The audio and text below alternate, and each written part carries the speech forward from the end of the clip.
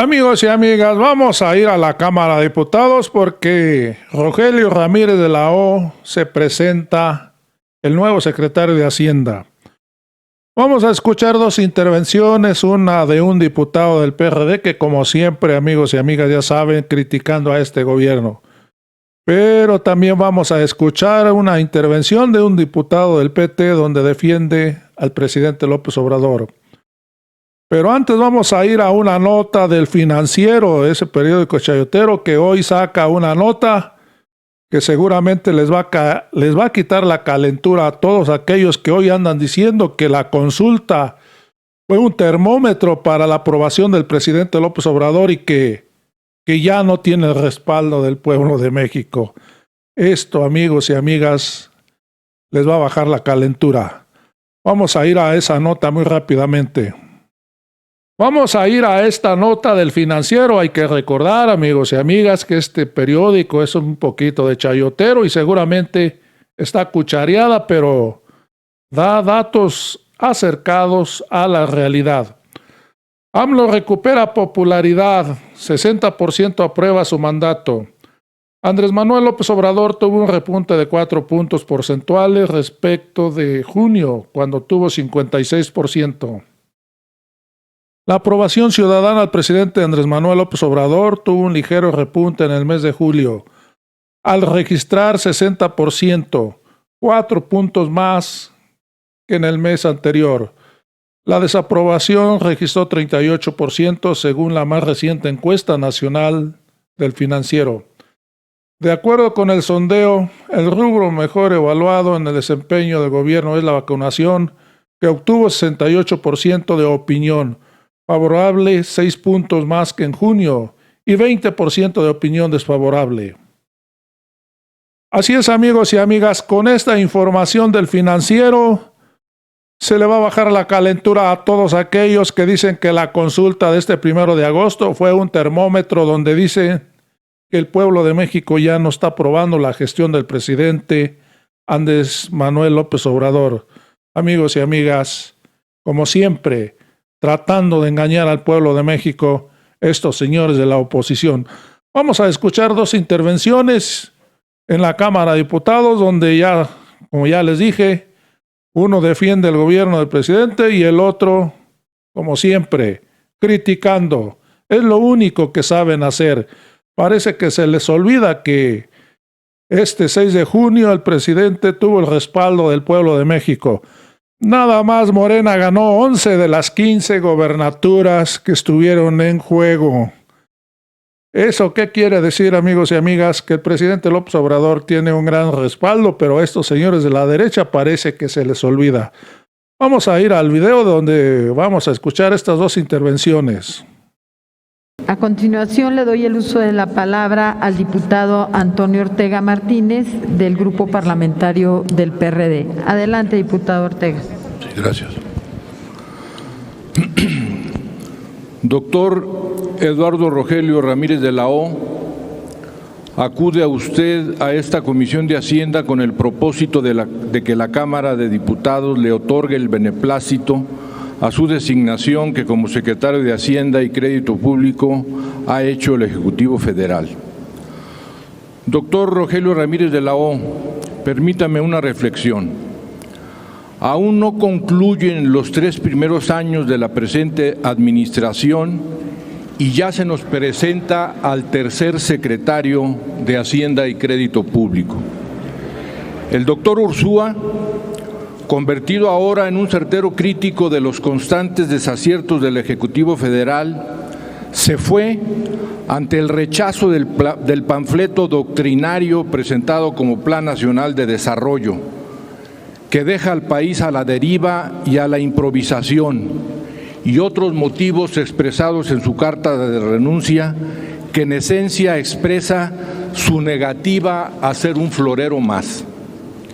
El doctor Arturo Herrera culmina un fugaz y errático paso por la Secretaría de Hacienda, cumpliendo disciplinadamente el indigno papel de pregonero de las ilusiones que revolotean en la cabeza del presidente, y se despide presentando el balance de su gestión plagada de pifias y con un autoelogio lleno de mentiras. El beneficio de la duda lo otorgamos en el nombramiento del doctor Ursúa, pero a estas alturas dudamos de la voluntad del Ejecutivo Federal para realizar el más mínimo ajuste. Me preocupa la primera parte de su discurso, doctor Rogelio Ramírez de la O. No se conmueven ante ningún sufrimiento de los mexicanos. No les inquieta la contundencia con que la realidad sepulta sus desvaríos.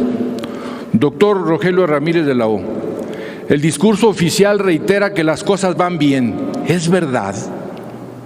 Con 15 millones de nuevos pobres, la mayor explosión en términos de pobreza en décadas, con el cierre de más de 1 millón de negocios, con la pérdida de 1 millón de empleos formales y más de 5 millones de informales, igual la mayor pérdida de empleos que en cualquier momento de la era neoliberal, con la muerte de cerca de 400,000 mexicanos por COVID o enfermedades relacionadas, según datos oficiales, por la pésima gestión de la pandemia. Los 2 primeros años de esta administración fueron decepcionantes. La promesa de alcanzar el 6% de crecimiento al final del sexenio se volvió inverosímil desde la insensata decisión de cancelar la construcción del nuevo aeropuerto de la Ciudad de México, y cada día se aleja más ante el cúmulo de hierros y políticas que generan desconfianza a la inversión privada, inhiben el crecimiento y el desarrollo y como consecuencia impactan negativamente en las finanzas públicas. Los saldos negativos para el desarrollo económico no son solo resultado de la pandemia, sino, insistimos, de políticas que urge rectificar. Desde el grupo parlamentario del PRD le presentamos alguna propuesta. Se debe renovar el crédito del Fondo Monetario Internacional negociando la aplicación de dichos recursos para infraestructura, un programa de recuperación económica y garantizar la salud de los mexicanos. Se debe de concertar con los actores políticos y económicos un plan nacional para la recuperación económica, poniendo el acento en el impulso al empleo y el apoyo a las empresas. Concertar ambiciosos programas de infraestructura con el sector privado. Se debe garantizar el respeto al Estado de Derecho, las normas, las leyes y los contratos, garantías a la autonomía de ministros y jueces para el cumplimiento de su función apegados al marco constitucional, respeto a sus criterios, sentencias y amparos, y cumplimiento a la letra y el espíritu de los tratados comerciales internacionales. Urge rectificar la estrategia de seguridad pública.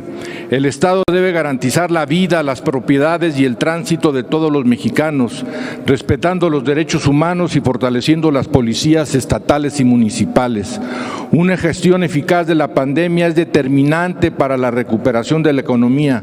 Ampliar y descentralizar la vacunación, incluidos niños y adolescentes, pruebas masivas, uso obligatorio del cubrebocas, seguimiento de los contactos, aislamiento focalizado, apoyo a personas y empresas para facilitar su confinamiento si esto es necesario y recursos presupuestales suficientes para la atención de la salud. Urge el fortalecimiento institucional, respetar a los órganos autónomos constitucionales, mejorar la eficacia en el gasto, reordenar las prioridades del gasto concertando con las entidades de la República y órganos de la sociedad y abandonar el terrorismo fiscal. Debemos ratificar nuestros compromisos con los objetivos del desarrollo sustentable y los acuerdos de París, así como impulsar las energías renovables. Termino. Estoy convencido que impulsar estas propuestas permitirán recobrar el camino al desarrollo y crecimiento económico. Doctor Ramírez de la O, ¿qué comentario le merecen estas propuestas? Segundo, trascendió que para estar en la Secretaría de Hacienda, usted solicitó derecho de opinión sobre las decisiones financieras estratégicas de Pemex y de la CFE. ¿Esto es cierto, señor Ramírez de la O? Segundo, las decisiones económicas con fundamentos técnicos se tomarán en su oficina, señor secretario, o se tomarán en la oficina del presidente con las posiciones ideológicas que ya todos conocemos. Gracias por su atención. Gracias, diputado Ortega. En este momento le doy el uso de la voz al diputado Óscar González del Grupo Parlamentario del PT. Adelante, hasta por 5 minutos, por favor, diputado. Entiendo que no ibas a participar tú, Benjamín. ¿Perdón? Primero el diputado Benjamín. Primero por favor, el diputado Benjamín Robles. Adelante. Muy amable, gracias. Benjamín. Muchas gracias. Al contrario. No por obvio dejaré de señalarle, doctor Ramírez de la O, que las diputadas, los diputados del Partido del Trabajo votaremos a favor de su ratificación porque conocemos su trayectoria, su cercanía con la Cuarta Transformación y porque de los dichos que hace un rato le escuchamos nos queda claro que es quien debe encabezar esta secretaría coordinado con el presidente López Obrador. En abril de 2020, seguramente todos lo recordamos, el sector empresarial le pidió al presidente López Obrador un plan para la reactivación económica, un plan que decían había que aplicarse de manera urgente. La perspectiva de ellos, los empresarios, era que la pandemia iba a ser de corta duración y que en el verano íbamos a volver a la normalidad. Conforme avanzó la pandemia, los hechos nos demostraron que esta perspectiva estaba muy lejos de las posibilidades, no se cumplió. Y una vez pasada la tolvanera política que desataron los empresarios en contra del presidente Andrés Manuel López Obrador, por su decisión de no endeudar más al país, se observó, yo creo, una primera conclusión. Por supuesto que no fue un fracaso, y menos económico, que Andrés Manuel López Obrador haya decidido enfrentar la crisis de salud del 2020 sin incrementar desproporcionadamente el gasto y sin aumentar el endeudamiento del país, como usted dice, en los márgenes autorizados por este Congreso mexicano. A la vista de un análisis económico más objetivo de aquel que teníamos en el 2020, en este agosto del 2021 podemos confirmar que hubiera sido de verdad un grave error económico y político aceptar e implementar las recomendaciones económicas que la cúpula empresarial le había presentado al presidente. En ese documento denominado Recomendaciones para un Acuerdo Nacional, 68 ideas para México, elaborado por el Consejo Coordinador Empresarial. Muchos apoyaron esa idea y cuestionaron ácidamente al presidente López Obrador por no haberla aceptado. Sin embargo, ahora sabemos que no habría servido absolutamente de nada haberse endeudado en ese momento en la proporción que lo planteaban. Durante esos meses no había condiciones para abrir a plenitud el sistema económico y ahora en este 2021 el Consejo Coordinador estaría pidiendo más recursos. La experiencia de otros países, como por ejemplo España, no promueve el optimismo. En aquella nación europea que depende bastante del turismo como la nuestra, aparentemente controlaron la pandemia y reabrieron su economía, pero desafortunadamente debido a un rebrote de este COVID-19, la mayor parte de la inversión que el gobierno español inyectó para mantener más o menos, decía que aquella inversión que el gobierno español inyectó para mantener más o menos en niveles aceptables de operación las empresas hoteleras, de restaurantes y aerolíneas, si bien no fue un dinero tirado a la basura, tampoco ha servido para que su economía, la economía española, haya podido mejorar. Y esto lo digo por varios comentarios que he escuchado otra vez criticando, como si no se dieran cuenta que el resultado electoral del pasado El proceso en junio demuestra que el pueblo de México está de acuerdo en cómo se vienen haciendo las cosas.